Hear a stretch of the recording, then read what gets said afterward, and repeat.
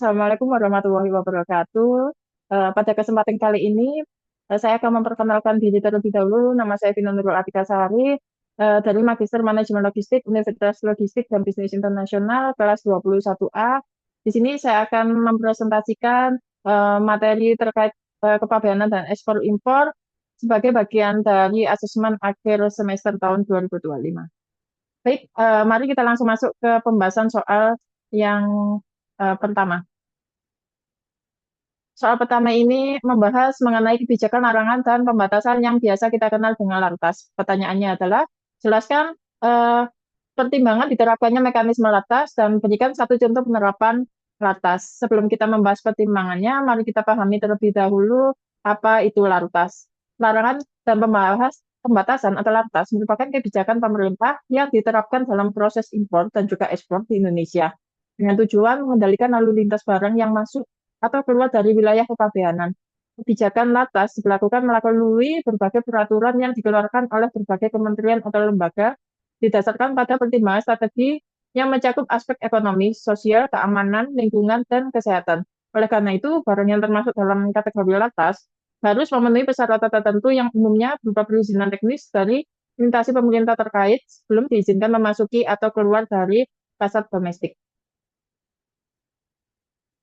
Sekarang kita masuk ke inti dari pertanyaan, yaitu pertimbangan diterapkannya mekanisme LARTAS. Ada beberapa pertimbangan utama, yaitu yang pertama, perlindungan industri dalam negeri. Salah satu alasan utama diberlakukannya LARTAS adalah untuk melindungi industri dalam negeri yang sedang tumbuh atau rentan terhadap persaingan tidak sehat dari barang impor atau infant industry protection. Selanjutnya, perlindungan konsumen. LARTAS digunakan untuk menjamin bahwa produk impor yang masuk ke Indonesia itu aman, berkualitas, tidak membahayakan kesehatan masyarakat, dan sesuai dengan standar nasional seperti SNI, sertifikasi halal, atau standar keamanan pangan. Selanjutnya, keamanan nasional dan ketertiban umum. Kebijakan LARTAS untuk mencegah masuknya barang-barang yang dapat mengganggu stabilitas keamanan nasional, seperti senjata api, narkotika, dan bahan-bahan yang dapat disalahgunakan untuk kejahatan. Selanjutnya, kepatuhan terhadap perjanjian internasional. Indonesia merupakan anggota organisasi internasional seperti WTO, sehingga pemberlakuan LARTAS harus memperhatikan kesepakatan internasional agar tidak melanggar prinsip perdagangan bebas dan fair trade. Selanjutnya, perlindungan lingkungan hidup. Beberapa barang impor dapat merusak lingkungan, seperti limbah berbahaya dan beracun atau B3, flora dan fauna yang terancam punah atau yang dilindungi, misalnya berdasarkan CITES, dan barang-barang yang dapat mengganggu ekosistem lokal. Yang terakhir, melindungi hak kekayaan intelektual atau HKI. Membatasi atau melarang impor barang-barang palsu atau bajakan yang melanggar hak cipta, merek, atau paten untuk melindungi inovator dan produsen asli serta konsumen. Oke, contoh barang LARTAS yang akan saya bahas yaitu impor pakaian bekas. Dan ini adalah eh, beberapa berita yang telah saya ambil terkait impor pakaian bekas. Oke, eh, pertimbangan larangan impor pakaian bekas. Pakaian bekas termasuk dalam HS Code 630900000, termasuk dalam kategori barang yang dilarang impor ke Indonesia. Di sini diatur dalam Peraturan Menteri Perdagangan Nomor 18 Tahun 2021 dan Peraturan Menteri Perdagangan Nomor 40 Tahun 2022 yang mencantumkan pakaian bekas sebagai barang yang dilarang diimpor atau LARTAS. Pertimbangan utama larangan impor pakaian bekas. Yang pertama, perlindungan industri tekstil dan UMKM dalam negeri. Mencegah persaingan tidak sehat bagi industri tekstil dan UMKM lokal, menghindari penurunan permintaan produk dalam negeri. Selanjutnya, perlindungan kesehatan masyarakat. Pakaian bekas berisiko membawa bakteri, jamur, atau virus yang dapat menyebabkan masalah kesehatan. Kepatuhan standar mutu dan keamanan.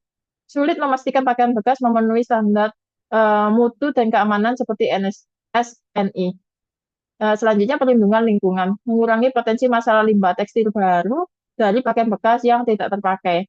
Yang terakhir, melindungi program nasional seperti Gerakan Nasional Bangga Buatan Indonesia.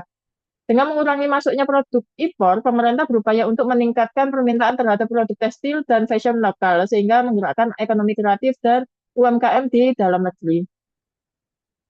Dalam penerapan larangan ini, beberapa kementerian atau lembaga yang terlibat antara lain, yang pertama Kementerian Perdagangan atau Kemendak. Kemendak bertindak sebagai regulator utama yang menerbitkan peraturan mengenai larangan impor pakaian bekas dan terus menindak tegas penyelundupan untuk melindungi industri dalam negeri.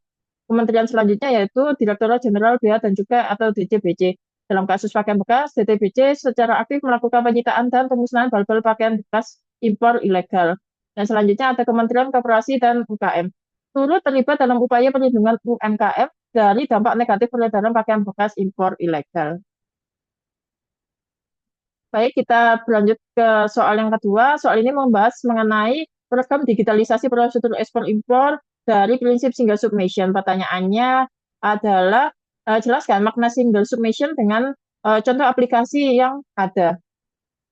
Oke, single submission adalah konsep integrasi sistem pelayanan perizinan bidang ekspor dan impor secara elektronik yang memungkinkan pelaku usaha mengajukan permohonan dokumen atau izin dari berbagai instansi pemerintah melalui satu portal atau sistem daring saja. Prinsip ini mendukung penyederhanaan birokrasi dan efisiensi program logistik perdagangan internasional dengan mengadopsi sistem satu kali pengajuan atau one time data entry. Tujuan utamanya adalah efisiensi, transparansi, dan percepatan proses pelayanan kepabeanan serta kemudahan dalam perdagangan internasional.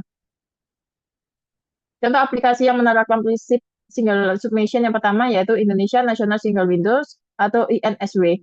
INSW berperan sebagai hub atau portal antarmuka utama yang mengintegrasikan sistem pelayanan perizinan lebih luas, mencakup berbagai kementerian atau lembaga secara tunggal kepada pelaku usaha terkait dengan arus barang dan perdagangan internasional tanpa perlu berinteraksi dengan setiap instansi secara terpisah.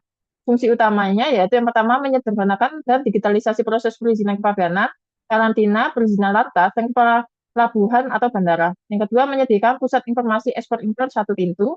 Yang terakhir, mengurangi birokrasi dan waktu pelayanan. INSW ini dikelola oleh Lembaga Nasional Single Windows atau LNSW, sebuah lembaga di bawah Kementerian Keuangan yang secara khusus dibentuk untuk tujuan ini. Ini adalah halaman pertama. Dan untuk membuat akun INSW bisa melalui laman berikut ini. Importir cukup memasukkan dokumen melalui portal INSW yang kemudian secara otomatis didistribusikan ke instansi terkait, misalnya Bea Cukai, Kementerian Perdagangan, atau BPOM, menghasilkan keputusan integrasi sehingga proses lebih cepat dan transparan. Untuk ini adalah contoh aplikasi penerapan prinsip single submission yang kedua, yaitu CISA. CISA adalah sistem informasi dan otomasi terpadu yang dikembangkan dan dioperasikan oleh Direktorat Jenderal Bea dan Cukai Republik Indonesia.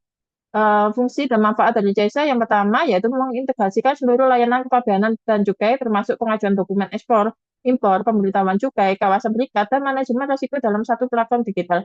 Akses data secara online, pengajuan dokumen elektronik, integrasi dengan sistem eksternal seperti INSW, pelabuhan, perbankan, dan yang terakhir meningkatkan efisiensi kecepatan pemrosesan serta pengawasan. Dan registrasi di CISA bisa melalui laman berikut ini.